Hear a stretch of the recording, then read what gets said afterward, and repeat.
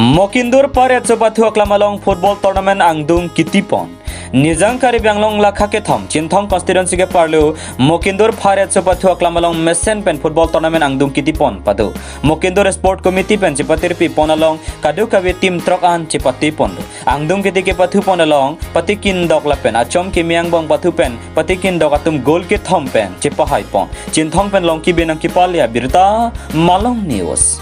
Tonon peneng surina ingkar thom Mokindur long kapathu klam la LP school long tum pathu bon bom lo la sopathak kopisi nalitum puing tu manela dak nilitum aningkan wangta so kapathu pondo pineng le thota nilitum Risunim so Gilsong Club pen nilitum patir pi pon la pen ke dak rong ru sop nitum mekar mitur pen nitum bor i pen cirung pen nitum adon cirung pen sini nitum la so bang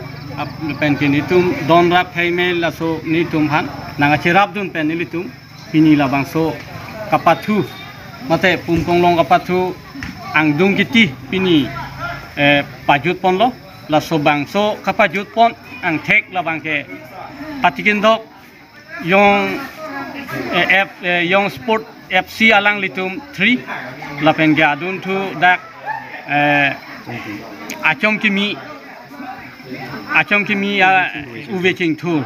la soa FC alang litum 1 la sang bong se litum ang tek long pon pen pini la so kakela ang dung kitita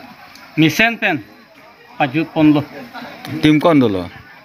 pinadaki bangke tim truk an citong pen dak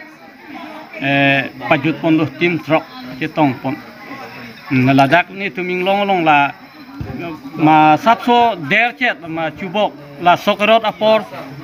so saya bang king khan pik lomat rong benta pan nang citong dun o bang vedet lo la si tim truk an ke tu misen pen pachun pon theklo ante o we mi thon ko song lo so pom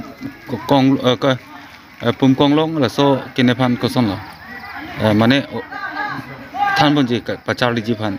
uwe kimia phan ke nilitum pan lo ka bor i pon nilitum la se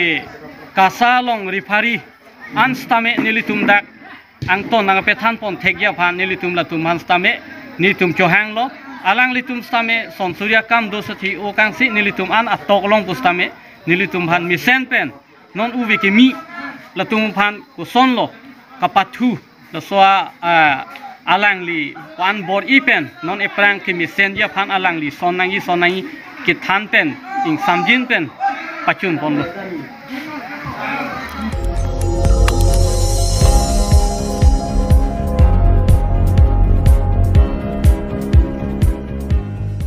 nang litum kelang bom lake malong news 24/7 hampang aparman klarda kabirta